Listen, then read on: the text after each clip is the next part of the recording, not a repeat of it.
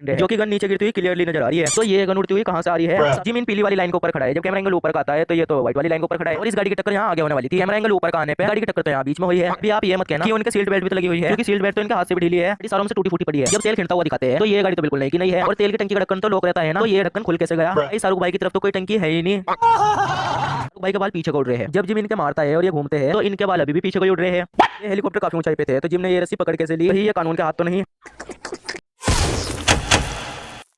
शाहरुख भाई अपने हाथ में से ये चीज घेरते हैं जो कि इस कुर्सी की इन दो टांगों के बीच में ये सपोर्ट लगी हुई है। जब शाहरुख भाई कुर्सी की टांगे तोड़ते हैं तो इन दोनों टांगों के बीच में से वो सपोर्ट गायब ही हो गई। शाहरुख भाई की शर्ट के बटन देखो कितने कम खुले हुए हैं। जब शाहरुख भाई खड़े होते हैं तो इनकी शर्ट के बटन कुछ ज्यादा नहीं खुल गए भाई। शाहरुख भाई इससे गन छीन रहे हैं जो कि गन नीचे गिरती हुई क्लियरली नजर आ रही है। तो ये गन उड़ती हुई कहाँ से आ रही है? शाहरुख भाई के पास बंदूक है, फिर भी ये गुंडों के पास आकर लड़ रहे हैं।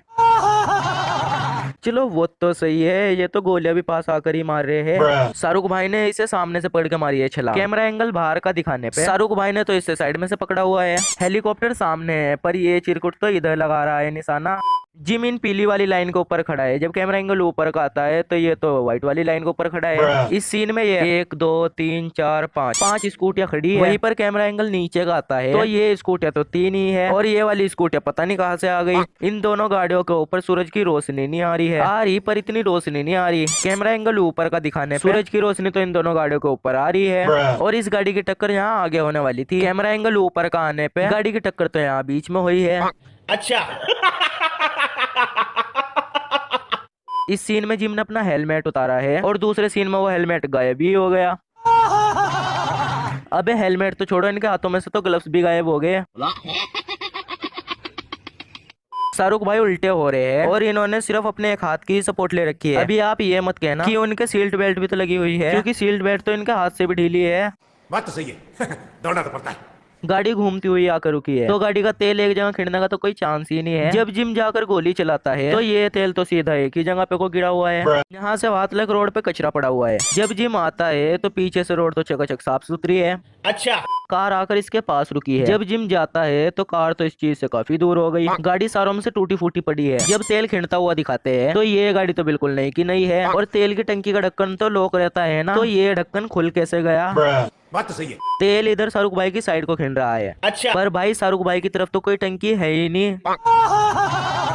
जिम गाड़ी की पिछली साइड खड़ा है। जब शाहरुख भाई आकर इसके लात मारते हैं तो जिम पीछे गिरने की बजाय यहाँ आगे आकर गिरा है। शाहरुख भाई के बाल पीछे को उड़ रहे हैं। जब जिम इनके मारता है और ये घूमते हैं तो इनके बाल अभी भी पीछे को ही उड़ रहे हैं।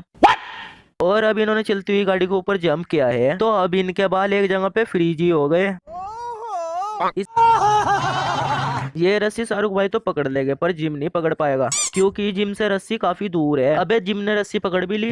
इन दोनों के बीच में थोड़ा सा गैप है। कैमरा एंगल चेंज होने पे इन दोनों के बीच में से गैप खत्म ही हो गया। जिम ने अपना एक हाथ छोड़ दिया है और ये अभी भी सीधा ही लटक रहा है। जिम को तो ऐसे हो जाना चाहिए था ना। बात तो सही है। जिम ने शाहरुख भाई के लात मारी है तो ये किसी भी एंगल से नीचे तो गिरने नहीं वाले, क्योंकि काफी गैप है ना। कैमरा एंगल चेंज होने पे ये तो नीचे ही गिरे हैं। इस पूरे ट्रक पे कहीं भी कटुआ टाइप का नहीं बना हुआ, तो जिम को ये कटुआ पता नहीं कहाँ से मिल जाता है। ये हेलीकॉप्टर काफी ऊंचाई पे थे तो जिम ने ये रस्सी पकड़ कैसे ली? कहीं ये कानून के हाथ तो नहीं। वैसे जिम और शाहरुख भाई का जब भी आमना सामना हुआ है तो जिम ने शाहरुख भाई की ढपली सी बजाई है। सो आज के लिए इतना ही। अगर आपको ये वीडियो पसंद आए तो वीडियो को लाइक करो और चैनल पर नए हो तो चैनल को सब्सक्राइब करके बेल आइकन को ऑल पे सेट कर दो। ये था पठान का पार्ट 1, पार्ट 2, पार्ट 3 भी आते रहेंगे। जब तक के लिए thank you so much for watching this video.